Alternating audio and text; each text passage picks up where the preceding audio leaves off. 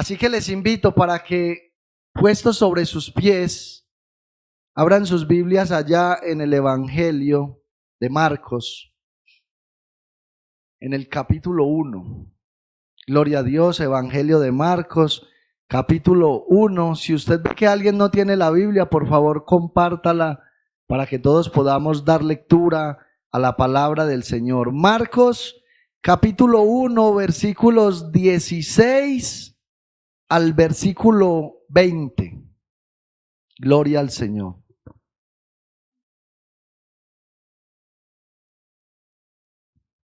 Marcos capítulo 1, versículo 16 al versículo 20, y leemos en esta mañana la palabra del Señor en el nombre del Padre, en el nombre del Hijo y bajo la dirección de su Santo Espíritu que está dentro de la iglesia, y los que somos iglesia decimos amén. Gloria a Dios. Dice así la palabra del Señor. Andando junto al mar de Galilea, vio a Simón y a Andrés su hermano que echaban la red en el mar porque eran pescadores, y les dijo: venid en pos de mí y haré que seáis pescadores de hombres. Y dejando luego sus redes, le siguieron. Pasando de allí un poco más adelante, vio a Jacobo, hijo de Zebedeo, y a Juan su hermano, también ellos en la barca que remendaban las redes. Y luego los llamó, y dejando a su padre Zebedeo en la barca con los jornaleros, le siguieron. Padre, en esta mañana te damos toda la gloria y la alabanza por tu fidelidad y misericordia, Señor. Porque una vez más nos congregas como iglesia en este lugar, como un solo cuerpo, mi Señor y mi Dios amado. Una vez más estamos en un mismo sentir, en un mismo espíritu, en un mismo propósito, con un mismo anhelo, Señor, de buscar siempre la gloria de tu santo nombre. Una de las maneras en que podemos hacerlo en esta mañana es justo, mi Rey amado y precioso, prestando nuestro oído a la palabra, dejando de lado toda preocupación, toda distracción, todo aquello que impida el fluir de tu Espíritu, Señor, el cual es el que nos enseña, el que nos corrige, el que nos instruye y el que nos da la fuerza para llevar esa palabra a nuestra vida práctica cada día. Bendice, Señor, el predicador, dale la fuerza. Dios mío, sabemos que nuestro cuerpo se enferma y se desgasta, pero dice tu palabra que los que esperan en el Señor recibirán nuevas fuerzas. Así que yo lo creo en esta mañana y me pongo, Señor, en plena dependencia de tu Santo Espíritu para que podamos, Dios mío, hacer todo en orden y que todo sea para la gloria de tu santo nombre. Por eso también rogamos que avergüences toda obra de las tinieblas, que avergüence, Señor, todo ataque del diablo, todo aquello que el enemigo quiera traer para robar la bendición. Y espero, Señor, que todos aquí, guiados por tu Santo Espíritu, podamos salir diferentes, renovados y con el anhelo y el deseo de buscarte cada día y tener una relación personal contigo para la gloria y la honra de tu santo nombre. Estamos en tus manos, en Cristo Jesús. Amén y amén. Gloria a Dios. Pueden sentarse. En esta mañana vamos a estar hablando bajo el tema: seguir a Jesús es el mayor deleite. Recuérdelo, seguir a Jesús es el mayor deleite. Y vamos a ver este mensaje de dos puntos diferentes que van en una misma línea, y el primer punto es el llamado de Dios a sus discípulos y el segundo punto es la respuesta voluntaria de los discípulos al llamado de Jesús. Con relación al llamado que Jesús hace a sus discípulos, podemos ver en el versículo 16 que Marcos comienza diciendo que Jesús estaba andando junto al mar de Galilea. El primer personaje que vemos aquí en el versículo 16 es a Jesús. Está andando junto al mar de Galilea y Marcos dice que vio a Simón y a Andrés su hermano que echaban la red en el mar porque eran pescadores. Lo primero que vamos a mirar es realmente algo que nosotros debemos tener claro como cristianos. Y es que no fuimos nosotros los que inicialmente quisimos buscar a Dios. No fuimos nosotros los que en un momento determinado de nuestra vida dijimos, bueno, ya estoy cansado de esta vida que estoy llevando, ya no quiero vivir más en el pecado, ya no quiero seguir obrando conforme a mi voluntad, sino que yo voy a rendir y consagrar mi vida a Dios. No, eso no fue lo que pasó. No fuimos nosotros quien determinamos buscar a Dios, sino que fue Él el que determinó venir a buscarnos a nosotros. No fuimos nosotros los que vimos a Jesús, fue Él quien nos vio a nosotros. De hecho, ya he usado este ejemplo un par de veces en este lugar. Y yo no quiero ser monótono, no quiero entrar en la monotonía de siempre poner los mismos ejemplos. A mí me gusta renovar cuando pongo los ejemplos, pero les voy a confesar algo. No tengo hasta el momento otro ejemplo para esto. Si de pronto usted ahí encuentra otro, más adelante me lo hace saber y yo lo voy a usar. Pero existe una canción muy bonita, siempre la he citado justo porque no conozco otra, donde hay un cantante que dice, yo te llevo desde niño muy adentro y te he buscado en el pájaro y la flor. Y bueno, es una canción muy bonita. Pero es una canción antibíblica. Nosotros no llevábamos a Cristo en el corazón desde pequeños. Nosotros cargamos con un monstruo desde pequeños llamado pecado, que siempre nos ha impedido por voluntad propia buscar a Dios. Bueno, y hay otro cantante que dice que, hablando acerca de Jesús, dice, el día que vine a Él, para mí todo cambió. Ahora canto para Él, canto de su magnitud, etcétera, etcétera. Pero la verdad, esta vendría siendo la segunda parte del mensaje. No es el día que vine a Él, no, es el día que Él vino a mí, para mí todo cambió. Porque vemos dos cosas importantes en este texto. Jesús vino a ellos, pero ellos también tuvieron que venir a Él. Lo que quiero que entendamos es que no somos nosotros los que tomamos la iniciativa de buscar a Dios. Es Él quien toma la iniciativa para buscarnos. De hecho, si usted vino hoy a este lugar, no es porque usted quiso venir. Fue porque directamente Dios lo trajo a este lugar. Jesús, hablando acerca de esto a sus discípulos, allá en el Evangelio de Juan, en el capítulo 15, versículo 16, les dice: no me elegisteis vosotros a mí, sino que yo os elegí a vosotros. Mire cómo les dice el Señor. No me elegisteis vosotros a mí, sino que yo os elegí a vosotros. Y os he puesto para que llevéis mucho fruto. Entonces vemos dos cosas aquí que son bien importantes. Nosotros no elegimos caminar con Jesús. Nosotros no elegimos salvarnos de la condenación del infierno. Fue Jesús el que nos eligió a nosotros, y hay dos palabras que Jesús menciona aquí que son bien importantes en este versículo 16. Dice, y os he puesto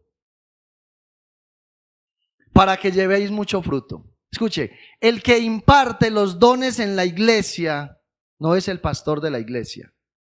El que imparte los dones en la iglesia, el que pone en su debido lugar a cada miembro del cuerpo de Cristo, no es el pastor de la iglesia, es el Señor Jesús el que pone.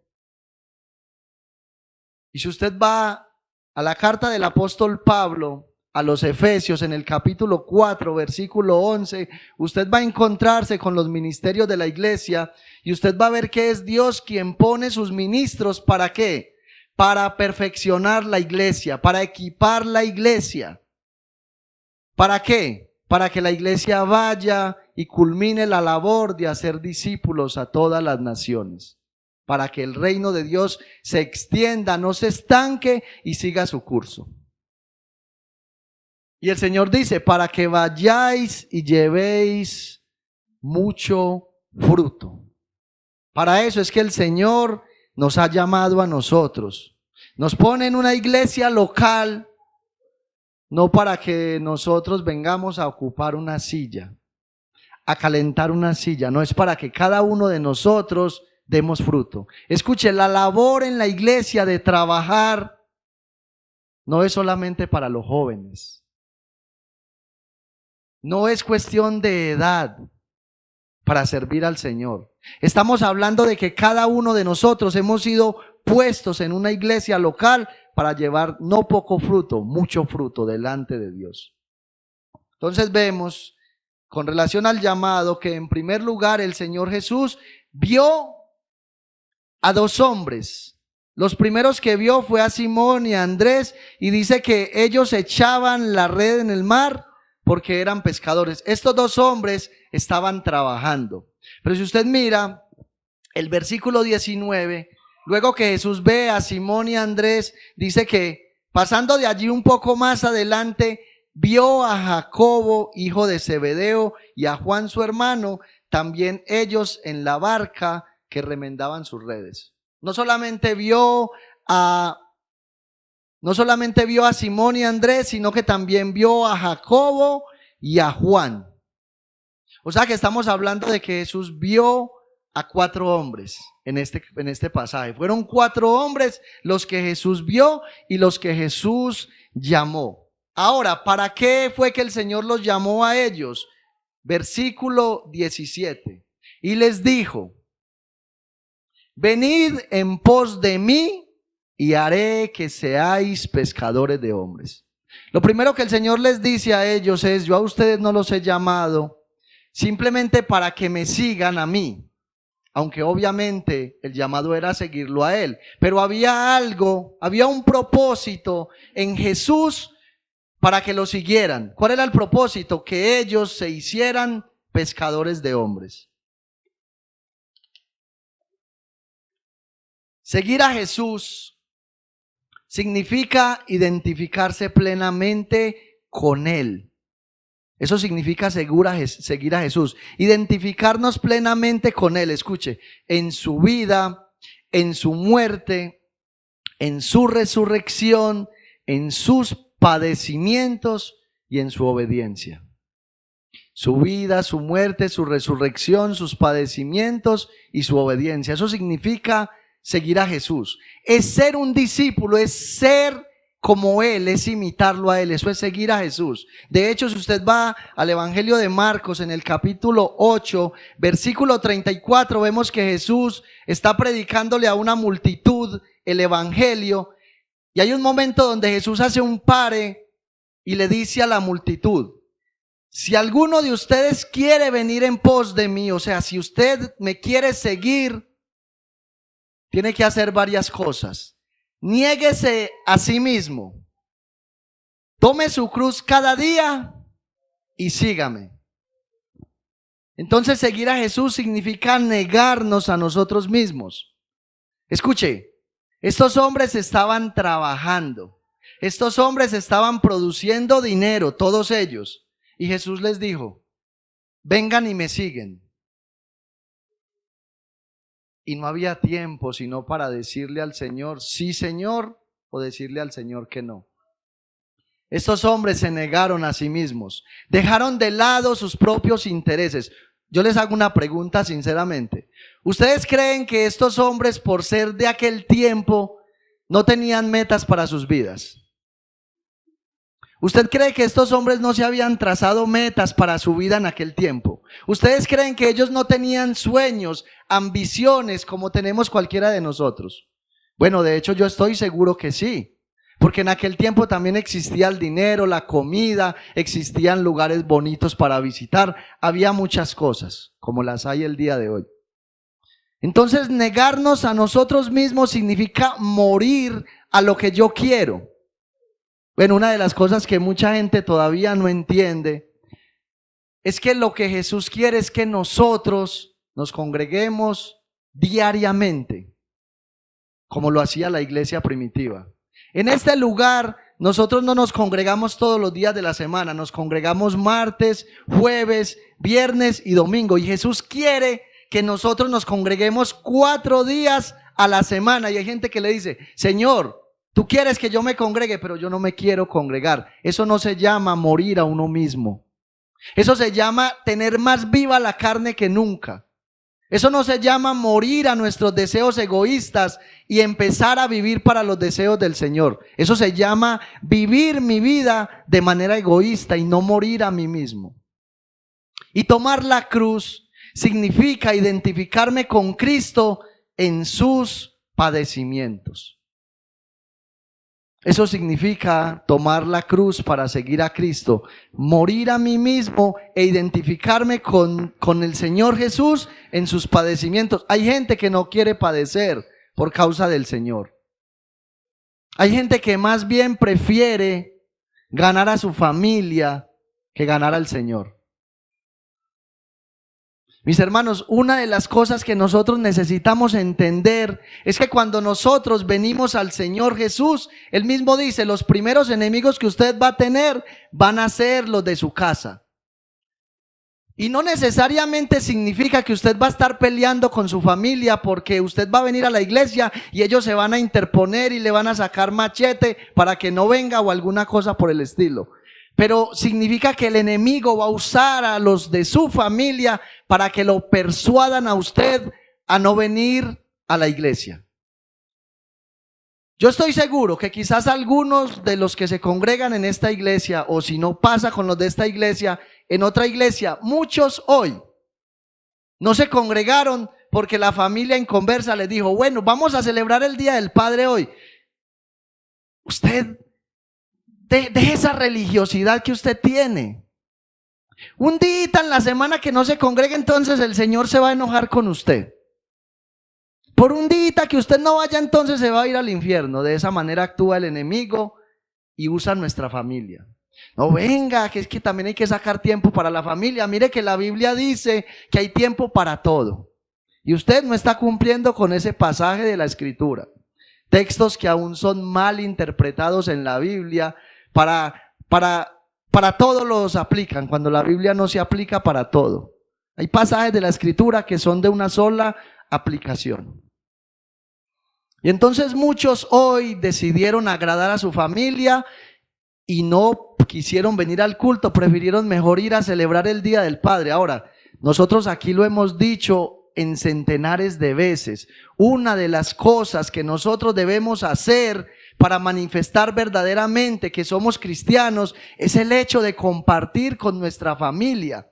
Pero si nosotros no le mostramos a nuestra familia que Dios es prioridad para nosotros, ¿cuándo vamos a pescar nuestra familia para el reino de los cielos? Escuche, si su familia no ve que Dios es prioridad para usted, ellos no van a sentir la necesidad de venir a Jesús. Por eso, un día como hoy, Día del Padre, hay que venir al culto a glorificar a Dios y darle gracias a Dios porque nos permitió un año más a los que somos padres de familia estar vivos en pie y glorificar su nombre. Luego de que salimos de este lugar, vamos y visitamos la familia, compartimos con ellos.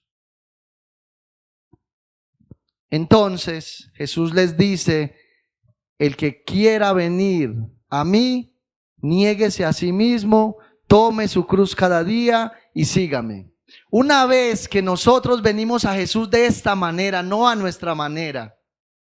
Es que escuche, seguir a Jesús no es a la manera que yo piense, es a la manera que Él ha estipulado a través de la Escritura. Cuando nosotros cumplimos con esto, que es lo básico, esto es lo básico del cristiano. Olvidar que su vida le pertenece y que la vida de Él le pertenece ahora a Jesús.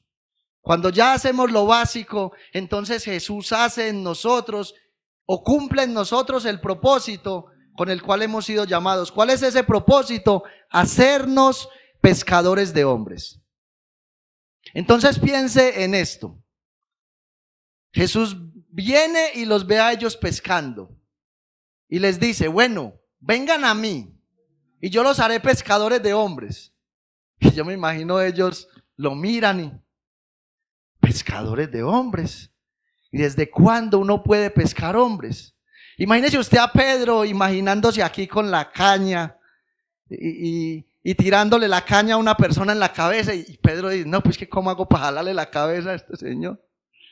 Yo estoy seguro de algo, ellos tuvieron que haber reaccionado así como algo extrañados yo creo que lo más natural es que ellos se hayan preguntado para sí, bueno, ¿y qué significa pescar hombres? Porque ellos sí estaban familiarizados con el mar. Ellos sabían que para atrapar peces en el mar necesitaban una caña de pescar y necesitaban un anzuelo. La cuestión es esta: tirar la caña y con el anzuelo atraer los peces a la trampa y luego alar, y ahí está un pez, bien pescadito. Pero ellos dirían, ¿y qué es esto de pescar hombres? De la misma manera que se coge un pez en el agua, se atrapa un hombre y una mujer para el reino de los cielos. Necesitamos dos cosas para poder pescar hombres, cada uno de nosotros. Necesitamos el evangelio y nuestro estilo de vida. Para pescar hombres para el reino de Dios necesitamos el evangelio y un buen estilo de vida que manifieste a Cristo.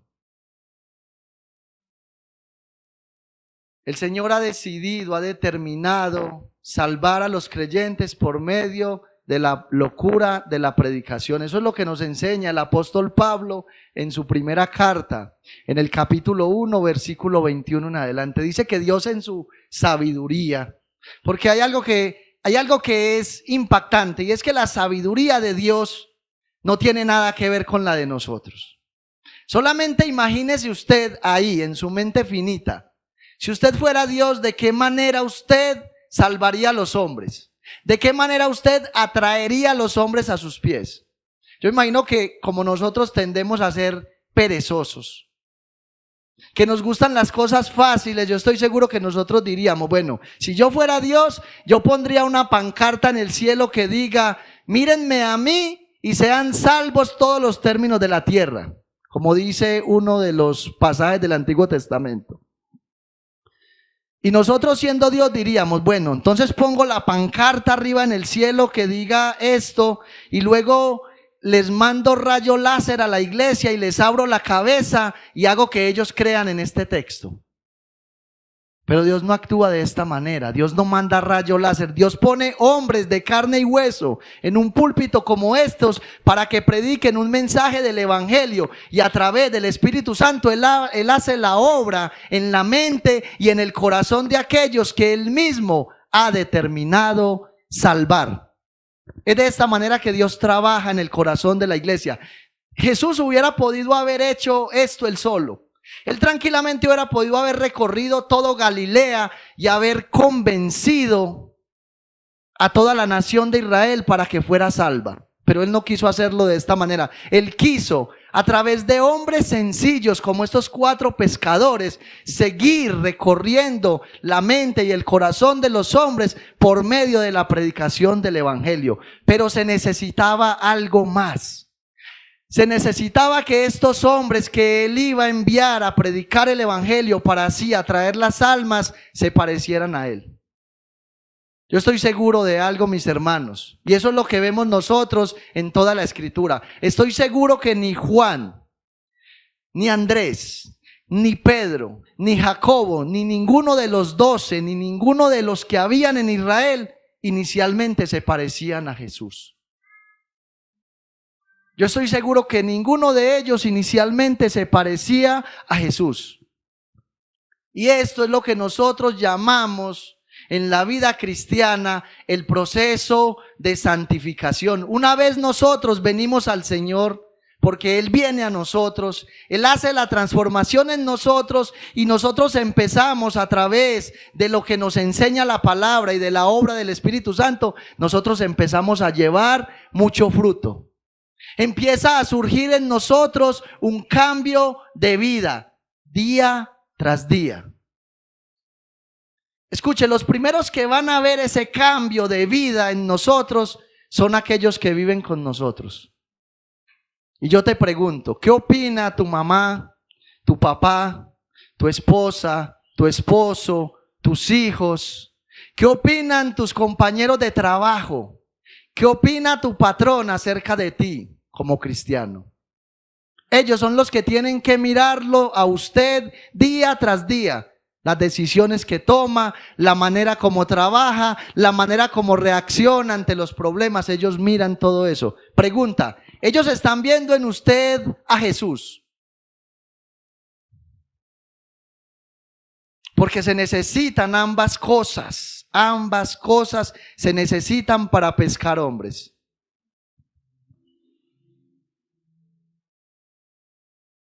Para seguir a Jesús se necesita amarlo.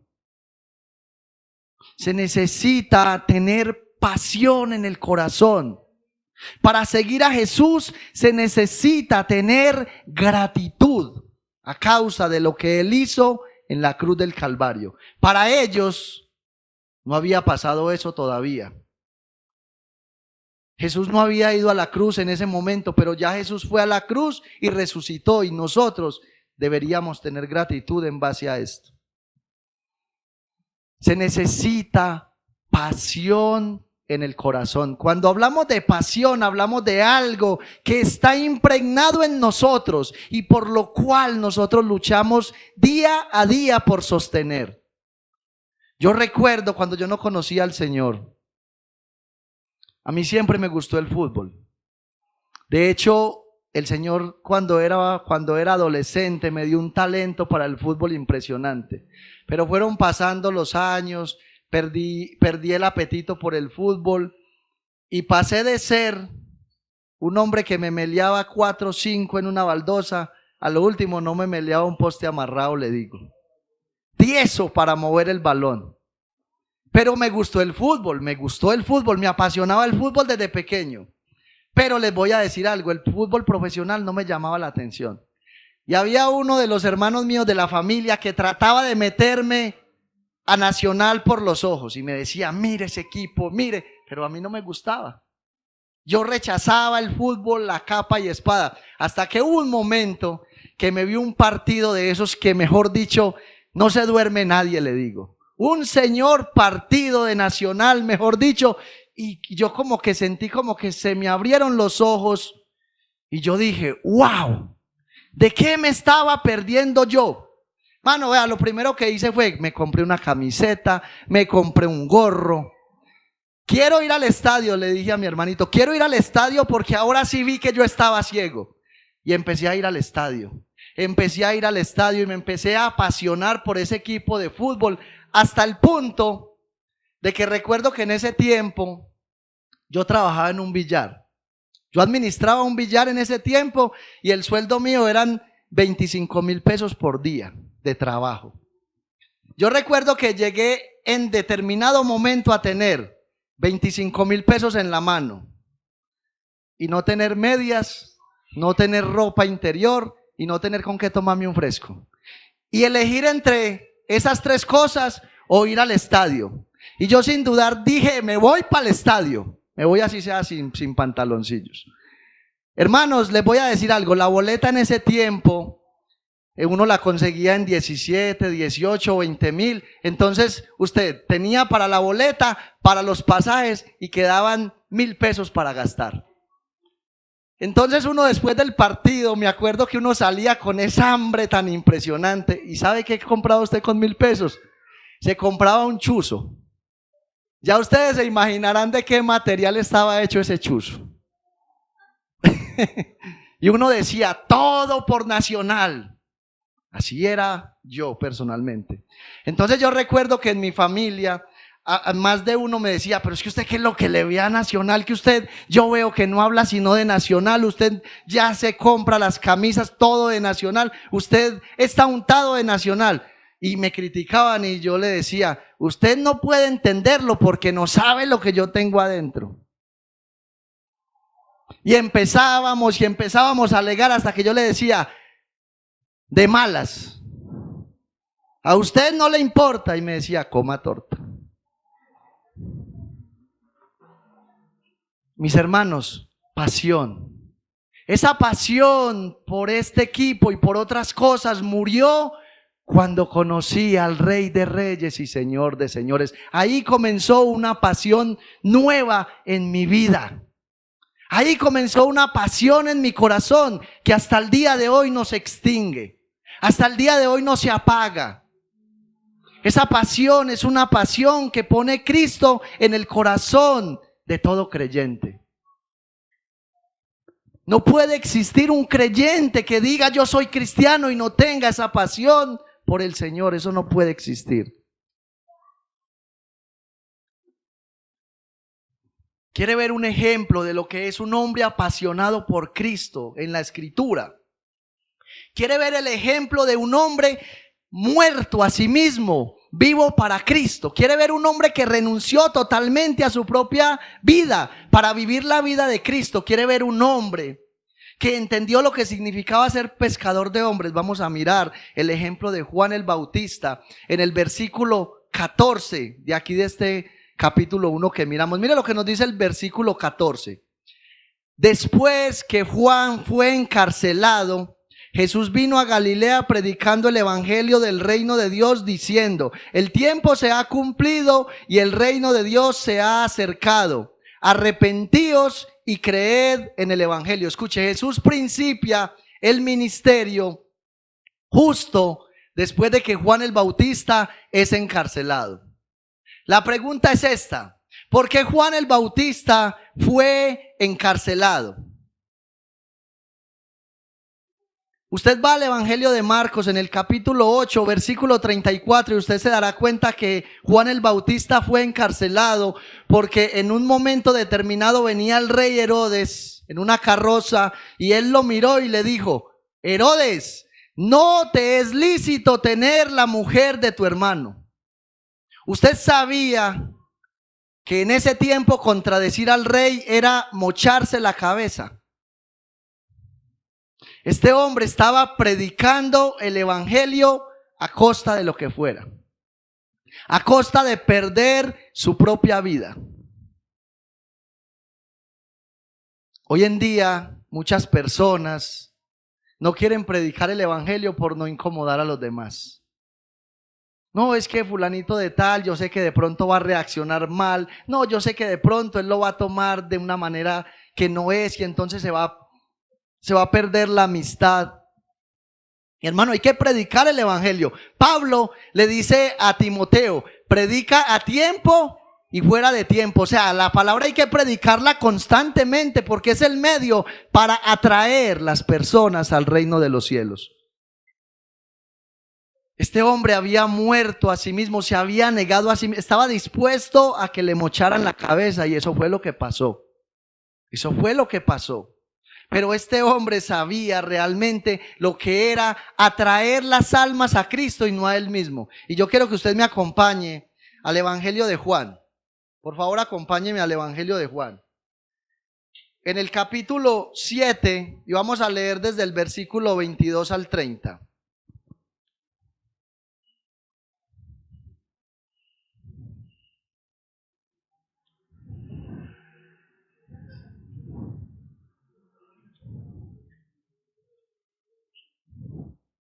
Juan capítulo 7, desde el versículo 22 al versículo, no, este no es, perdón que por aquí me embolaté, es Juan capítulo 3.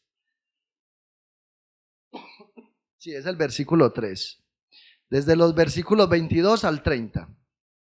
Mire cómo comienza diciendo el texto.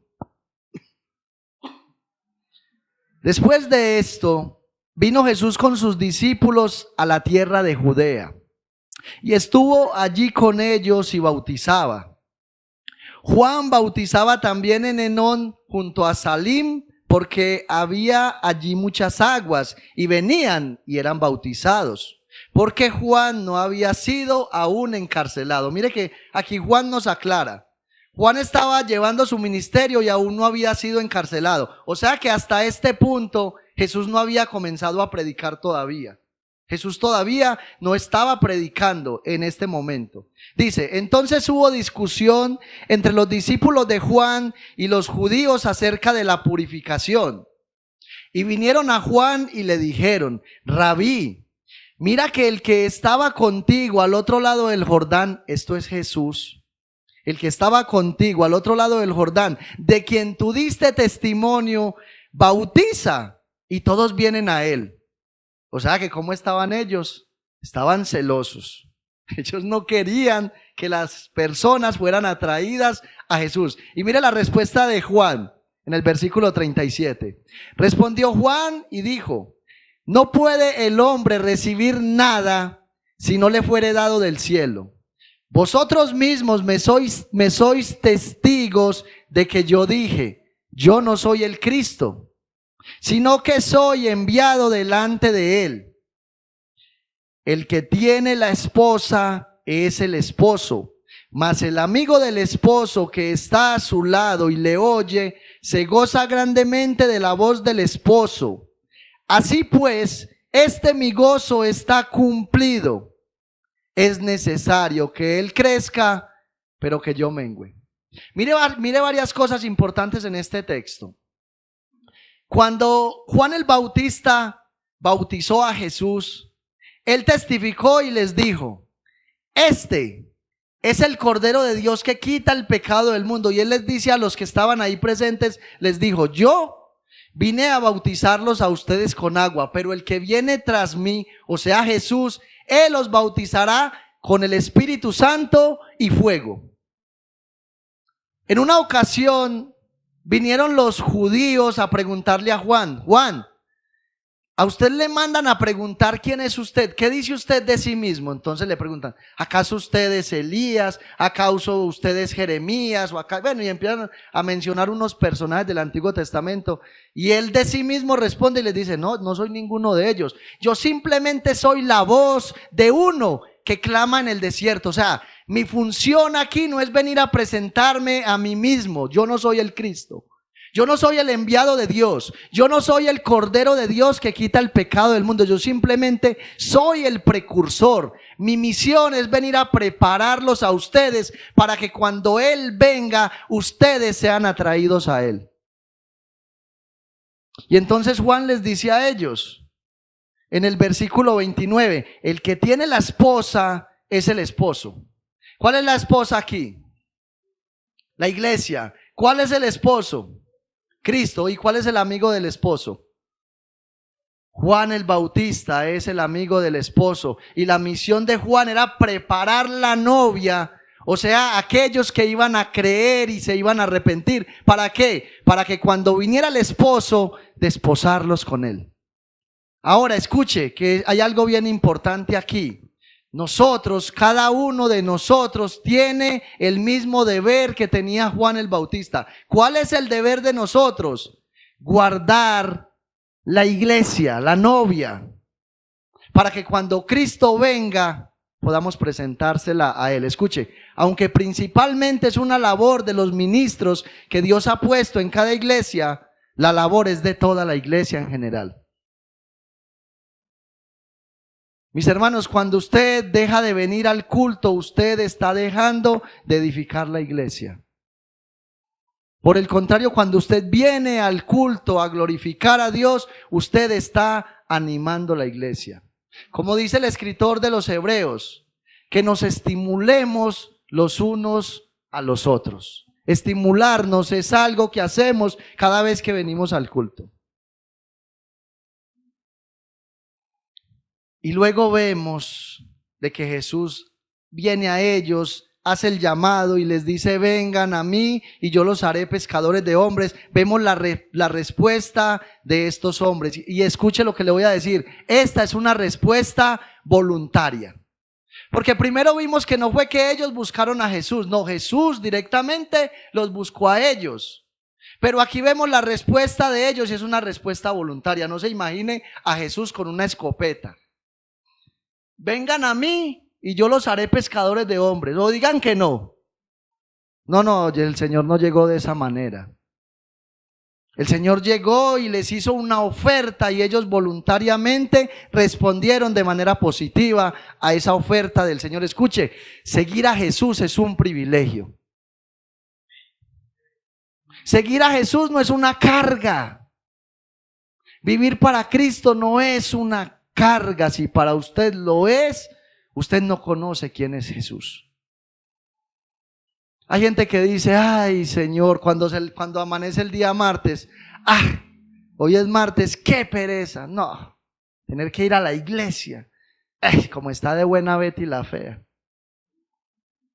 Ay, hoy juega mi equipo favorito, mi pasión.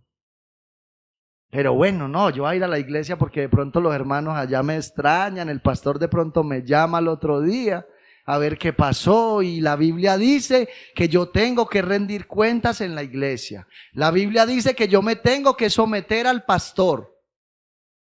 Mis hermanos, si usted lo hace de esa manera, significa que no conoce a Jesús. Yo no sé si a ustedes les pasa, pero a mí me pasa. Y los que están en el grupo de la iglesia saben a qué horas mando yo diario el mensaje. Y les digo, hay veces que me levanto y solo Dios sabe cómo lo hago. Pero hay un gozo en el corazón, hay un anhelo y un deseo de que el día se vaya para estar en la iglesia por la noche. Pero escuche lo que le voy a decir, se necesita tener una pasión. Y yo quiero que usted y yo miremos algo. En primer lugar, el lugar donde ellos estaban ubicados. Ellos estaban en el mar de Galilea pescando. Y el mar de Galilea era un lago donde había una vida próspera, donde había una vida abundante. La pesca era una de aquellas potencias de la nación de Israel de aquel tiempo. Y mire algo que es bien importante. El versículo 18, hablando acerca de Andrés y Simón, dice que, y dejando luego sus redes, le siguieron. Versículo 19, hablando acerca de Jacobo y Zebedeo, y dice, de Zebedeo y de Juan, dice, también ellos en la barca que me remendaban las redes. Versículo 20, y luego los llamó, y dejando a su padre Zebedeo en la barca con los jornaleros, le siguieron. Mire la reacción de ellos. Todos cuatro le siguieron. No vemos que la Biblia nos dice que hubo desacuerdo entre algunos, porque eso pudo haber pasado, que Jesús les hace el llamado y uno le dice al otro, no, pero es que venga, y vamos primero a conseguir platica y después lo seguimos. Vamos primero, como decimos nosotros, vamos primero a hacer un plante y ya cuando tengamos un plante lo seguimos. Es que escuche, seguir a Jesús implicaba dejar todo atrás. Ahora, con esto no le estoy diciendo que vaya y madrugue el martes y le diga, patrón, renuncio, voy a seguir a Jesús, ya no voy a trabajar, voy a ir a orar a la iglesia toda la mañana, me quedo en el culto en la noche, voy a seguir a Jesús. No, no se trata de eso. Para que no me malinterpreten, porque después me gano yo un problema bien grande. Allá había una economía, una prosperidad tremenda. Y en el caso de Juan y Zebedeo, dice la escritura que en el caso, de Zebedeo, no, de Jacobo y de Juan, dice que ellos dejaron a su padre en la barca con los jornaleros. ¿Sabe qué significa esto? Que el papá de estos dos muchachos que vemos aquí era un hombre que tenía mucho dinero, tenía trabajadores. Y el hecho de que ellos dejaran su trabajo para seguir a Jesús implicaba renunciar inclusive a la herencia. A ellos no les importó eso. Yo quiero que hagamos algo físico en esta mañana. Supongamos que nosotros somos estos 4 pescadores. No sé con cuál se quiere identificar usted. Si con Pedro, porque usted es muy impulsivo y medio le dicen alguna cosa y saca el machete para cortar oreja. O si de pronto se quiere identificar con otro de los 4, pero identifíquese con alguno de ellos. Y nosotros somos esa nación de Israel que está esperando el Mesías. Y aparece el Mesías en escena y viene a este lugar donde estamos nosotros y llega y nos dice, Sara, sígueme, te voy a hacer pescadora de hombres. Dora, sígueme. Andrés, sígueme, te voy a hacer pescador de hombres. Y usted está en su lugar de trabajo. Escuche, usted está en su lugar de trabajo donde usted se gana un buen salario, donde usted tiene una estabilidad, donde usted provee para su familia a través de ese empleo. Y usted está ahí y el Señor le dice, venga a mí y yo lo haré pescador de hombres. Escuche algo, solamente Jesús esperaba una respuesta de ellos, una respuesta afirmativa o una excusa. Y ellos le siguieron. ¿Usted estaría dispuesto en el día de hoy a renunciar a todo para seguir a Jesús? ¿Sería capaz usted de dejar aquello que le brinda comodidad, seguridad, placer por seguir al Señor? Cualquiera diría, no, Señor, pero téngame paciencia, Señor, espere que es que tengo muchas deudas. Primero voy a pagar las deudas y luego le sigo. Otro quizás diría, Señor, estoy terminando de pagar el taxi, espere que después yo lo sigo, téngame paciencia. No, dice que ellos le siguieron. Escuche, ellos no se llenaron de excusas para seguir a Jesús. El texto no nos dice cuál fue la causa por la cual ellos dejaron todo por seguir a Jesús. No nos dice el texto, no nos aclara por ninguna parte. Sin embargo, si nosotros vamos al Salmo capítulo 45 y evaluamos los primeros 2 versículos, quizás vamos a ver que pudo haber sido esto que ellos vieron en Jesús, que los llenó de ese amor, de esa pasión. Se encendió ese fuego en el corazón y por eso ellos lo siguieron. Es muy probable que sea esto que ellos vieron. Salmo capítulo 41, versículo 1 y 2. Este es un salmo mesiánico que se aplica totalmente a la persona de Jesús, porque está hablando de una práctica que había en la nación de Israel en el tiempo de los reyes, donde ellos componían poesías a los reyes para así, con el pasar de los años, ellos poder recordar el nombre de aquel rey, que no se muriera el nombre de aquel rey aún después de muerto.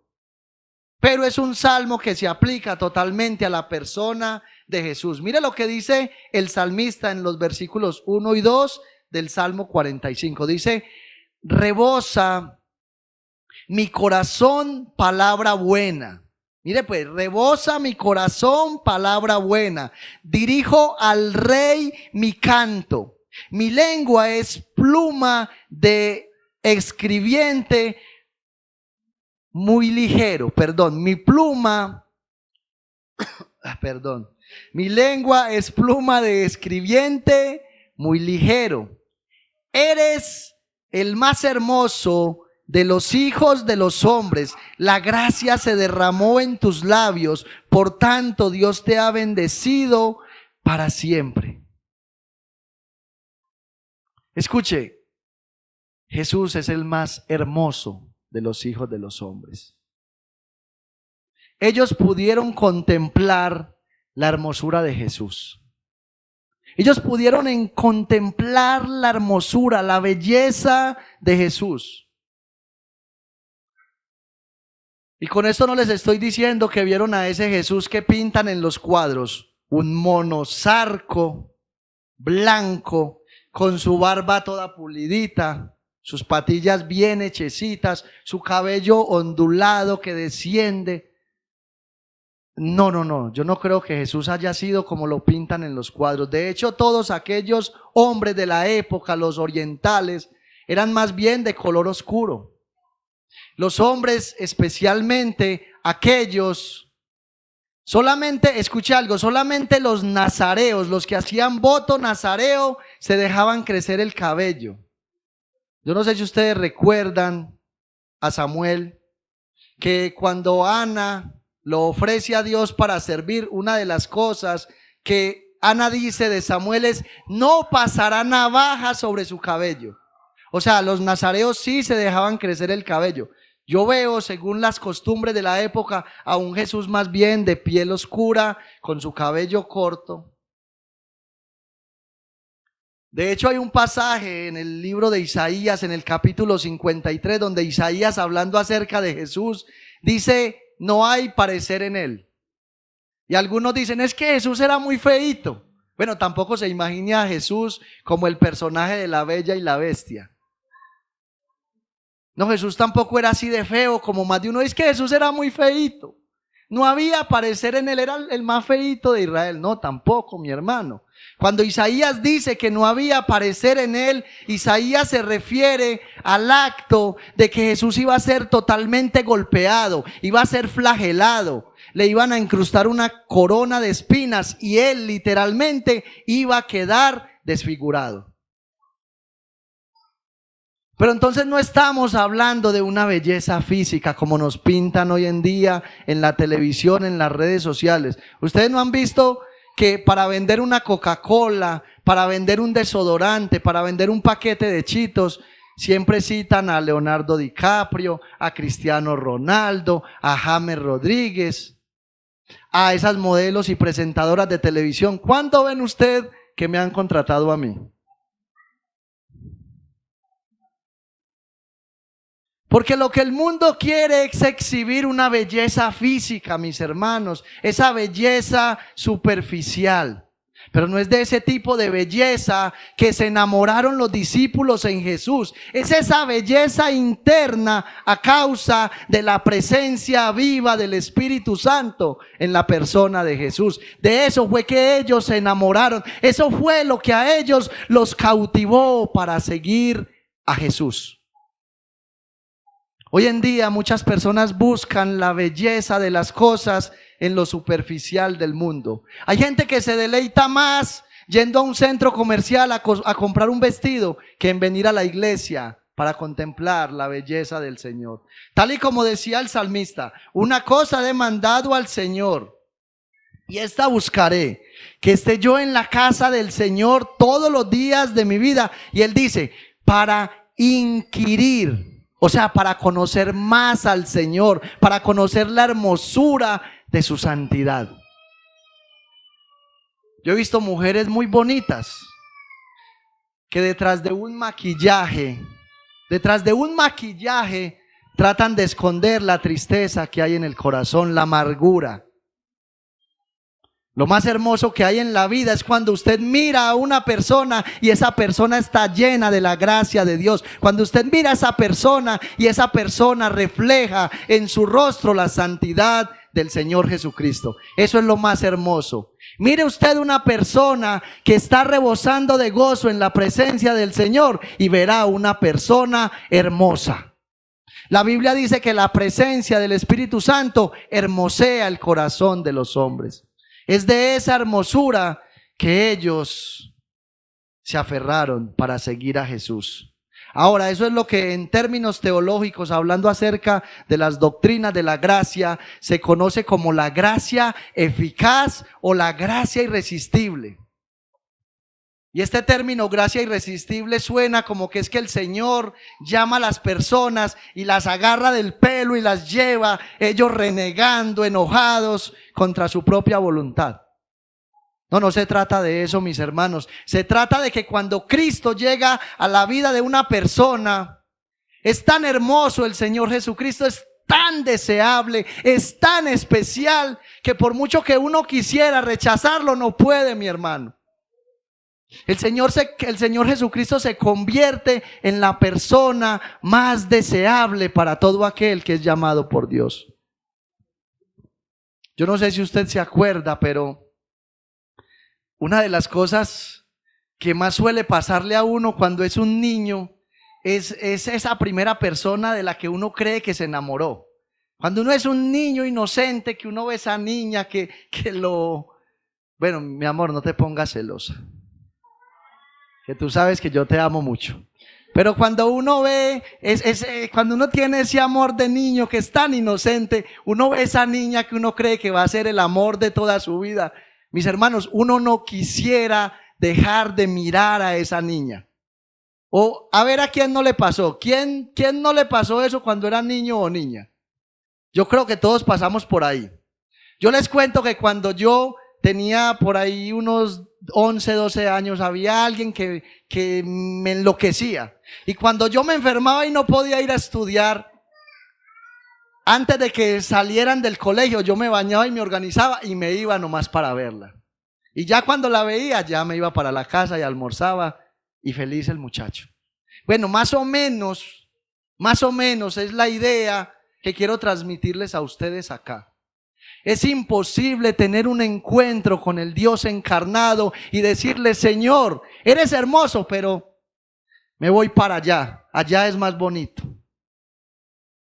De hecho, le digo, si usted no tiene pasión en el corazón por Cristo, si usted no es un seguidor legítimo del Señor, es porque quizás usted aún no es salvo. Es porque quizás aún usted está muerto en delitos y pecados. Pero la buena noticia es que ese Jesús que atrae hacia Él está en este lugar en esta mañana, para traer salvación y vida eterna. En el Evangelio de Juan, en el capítulo 6, versículo 44, nosotros podemos ver unas palabras de Jesús donde Él dice: ninguno puede venir a mí si el Padre que me envió no le trajere. Ay, no, es que yo quise venir al Señor porque yo sentí ese encanto. No, no, no. Si usted vino al Señor es porque Dios el Padre lo trajo a Él. Dice: ninguno puede venir a mí si el Padre que me envió no le trajere. Y yo le resucitaré en el día postrero. Eso es lo que dice Jesús. Yo le resucitaré en el día postrero. Pero para que Jesús resucite una persona en el día postrero, en el día del juicio, para llevarlo a pasar, una eternidad con Él, primero el Señor tiene que resucitarlo ahora en vida. Primero tiene que resucitarlo ahora en vida para luego resucitarlo en el día postrero. Uno de los beneficios que nosotros tenemos al seguir a Jesús es que nosotros contamos con su presencia día y noche. Contamos con la presencia de Jesús día y noche. De hecho, cuando Jesús iba a ser llevado a la cruz, Él les dijo a los discípulos: yo estaré con ustedes, escuche, todos los días hasta el fin del mundo. Mis hermanos, qué lástima uno ver hoy en día cómo la iglesia cristiana está en un proceso de descomposición. Cómo hombres sin temor y reverencia están parados en los púlpitos hablando un poco de herejías. Ayer mirando algo que yo estaba mirando en las redes sociales, en el canal de YouTube, me encontré con algo que dijo uno de los cantantes más famosos de música cristiana. No voy a revelar el nombre de ese señor por respeto, pero les voy a decir que el hijo de él, que antes tocaba en la iglesia que él pastorea, ahora se declaró ateo. Ya este muchacho ya no cree en Dios. Y este hombre dijo: no, yo entiendo al muchacho y yo lo apoyo. ¿Qué? Que un hijo a mí me diga que yo soy ateo y yo le diga yo lo entiendo y yo lo apoyo. Jamás. Cuando esté descarriado lo hago. Y entonces este hombre, tratando de mostrar un punto que no es bíblico, es totalmente herético, decía que Dios nos abandonó. Y ponía el ejemplo de que cuando Jesús estaba en el huerto de Getsemaní, cuando Jesús hace la oración donde le dice al Padre: Padre, si es posible, aparta de mí esta copa. Que Jesús lo que estaba era tratando de abandonar la responsabilidad. Y para tratar de mostrarle a la iglesia que Él es un irresponsable, Él decía: no, yo también a veces, cuando la responsabilidad que tengo en la iglesia, a veces uno lo hace por la última, pero ¿qué es eso, mi hermano? Y entonces Él decía que Jesús literalmente nos abandona. O sea, lo que Él estaba diciendo es: hay un momento donde usted tiene que hacer algo y el Señor lo tiene que soltar para que usted solo lo haga. Mentira. Porque si Cristo nos suelta, nos vamos al abismo. Si Cristo nos deja actuar en la vida cristiana por nuestro propio instinto, nos perdemos. Nosotros no podemos actuar sin la ayuda del Señor Jesucristo. Él mismo lo dijo: separados de mí, nada podéis hacer. Todo tenemos que hacerlo en plena dependencia del Señor Jesús. Entonces, uno de los beneficios que nosotros tenemos al seguir a Jesús es que Él está con nosotros todos los días. Él es el que nos lleva todos los días, todos los días. Y cuando usted y yo enfrentamos la vida cotidiana de la mano del Señor, usted y yo empezamos a hacerlo todo para la gloria de Dios. Una de las cosas que manifiesta que Jesús está con nosotros es que cuando nosotros tomamos decisiones en nuestra vida diaria y cotidiana, con esas decisiones que tomamos, manifestamos madurez. El Señor nos lleva a nosotros a madurar en la vida cristiana.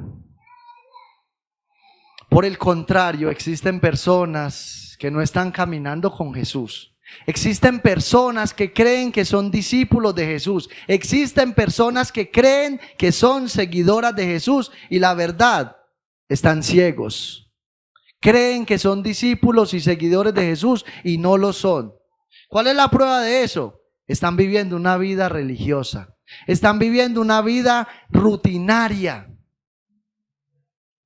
Están peleando en el bando contrario, creyendo que están peleando en el bando de Dios.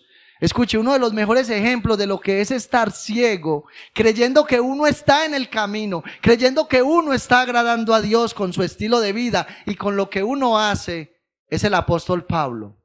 El apóstol Pablo perseguía a la iglesia cristiana, pero él creía que todo lo que él estaba haciendo estaba agradando a Dios, porque él mismo, cuando después de que Cristo se le aparece y él se convierte, él luego le da testimonio a la iglesia en Jerusalén, donde él les dice: yo perseguía los cristianos, pero yo lo hacía por ignorancia, porque yo pensaba que con esto yo agradaba a Dios.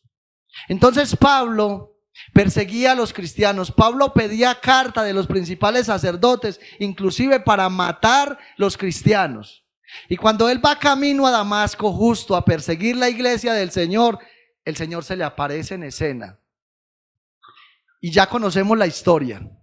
El Señor le dice: Saulo, Saulo, ¿por qué me persigues? Y luego de que el Señor empieza a hacer el trabajo en el corazón del apóstol Pablo, mientras que Pablo estaba en una casa orando, el Señor ya había preparado a otro hombre llamado Ananías. Y Ananías también estaba orando.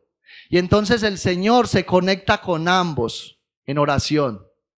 Escuche, es que el Dios de la Biblia es un Dios personal. El Dios de la Biblia no es una religión.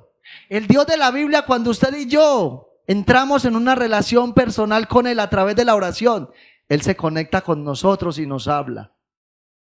De hecho, muchos de los mensajes que Dios me ha dado a mí para predicar a la iglesia ha sido yo en una conversación con Él. Es que nosotros no adoramos un Dios lejano. Nosotros no adoramos un Dios que está pegado en una pared. Adoramos a un Dios que mora dentro de nuestro corazón. Y entonces, mientras que Ananías estaba orando, el Señor le dice: Ananías, es necesario que usted vaya a la casa de X hombre, porque allá está un hombre que ora para que vayas e impongas la mano sobre él y recobres la vista. Y cuando el Señor le dijo a Ananías de quién se trataba, Ananías le dice: no, Señor, ¿cómo me va a mandar usted allá a la boca del lobo? Mire lo que este hombre ha hecho, persiguiendo a sus santos. Señor, no me lleve a la boca del lobo. Y el Señor le dice: no, vaya tranquilo, que yo ya traté con él. Es necesario que este hombre sepa, hablando de Saulo, de Pablo, es necesario que este hombre sepa cuánto le es necesario padecer por mi nombre. Y entonces Ananías se dirige hacia aquel lugar donde está el apóstol Pablo. Y mire lo que le dice en el libro de los Hechos, capítulo 9, versículos 17 y 18. Ananías fue y entró en la casa, y después de poner las manos sobre él, le dijo: hermano Saulo, el Señor Jesús, que se te apareció en el camino por donde venías, me ha enviado para que recobres la vista y seas lleno del Espíritu Santo. Y dice: al instante cayeron de sus ojos como unas escamas y recobró la vista. Pablo fue traído a Cristo. No fue que Pablo vino a Cristo, fue traído a Cristo por él mismo. Pero ¿sabe para qué el Señor lo trajo? Para que predicara el evangelio y se convirtiera en un pescador de hombres. Pablo es introducido por el Señor Jesús en el único y verdadero camino que existe para llegar a Dios, y ese camino se llama Cristo Jesús. Hay muchos que creen que están en el camino, pero es mentira. Están ciegos. Están luchando del otro bando y necesitan recobrar la vista porque no tienen una relación personal con el Señor. Estas personas hoy deben venir a Cristo en arrepentimiento y en fe. ¿Por qué? Porque ignoran que están yendo camino a una condenación y que si hoy mueren sin arrepentimiento, partirán a una eternidad sin el Señor. Yo te pregunto, en base a lo que hemos hablado hasta el día de hoy, sin ser perfecto, porque perfecto no habemos nadie en esta tierra, ¿te consideras un seguidor de Jesús? Ahora, hay que entender algo. Durante el tiempo del ministerio de Jesús, a Él lo seguían multitudes. Multitudes lo seguían, pero habían quienes lo seguían porque lo amaban, porque Él era su pasión, porque Él se había convertido en el todo para ellos, pero muchos de la multitud lo seguían para recibir simplemente un beneficio personal. Te pregunto, ¿vienes a la iglesia para que el Señor te provea un trabajo? ¿Vienes a la iglesia para que el Señor te dé un mercado? ¿Vienes a la iglesia para que el Señor te dé una esposa? ¿Vienes a la iglesia simplemente para que el Señor te sane de tu enfermedad? Si es de esta manera que estás viniendo a la iglesia, te digo, aún estás muerto en delitos y pecados y necesitas venir a Cristo en arrepentimiento y fe. Que el Señor nos ayude verdaderamente a examinar nuestro corazón a la luz de este mensaje y que podamos identificar si verdaderamente somos seguidores legítimos del Señor, si verdaderamente nosotros hemos venido en pos de Cristo, si estamos llevando la cruz o si ya nos bajamos de la cruz. Porque cuando usted está colgado en una cruz, usted no puede hacer nada por sí mismo. Lo que haces glorifica a Dios. Lo que ves en la televisión glorifica a Dios. Lo que sale de tu boca realmente glorifica a Dios. Evaluémonos, mis hermanos, y que el Señor nos siga ayudando a vivir para la gloria de su santo y bendito nombre. Amén. Pónganse sobre sus pies. Vamos a orar, vamos a darle gracias al Señor. Bendito Dios, en esta hora te damos gracias por tu palabra. Gracias te damos, Señor, por tu santo y glorioso Espíritu, mi Rey amado. Gracias porque hoy nos has mostrado verdaderamente a través de tu palabra el ejemplo de aquellos 4 pescadores que sin sacar ninguna excusa, Señor, sin titubear, dejaron todo para seguirte a ti. Señor, ellos vieron, ellos contemplaron tu hermosura. No esa hermosura física, Señor, sino esa hermosura interior, esa santidad, ese temor reverente que tuviste siempre delante del Padre.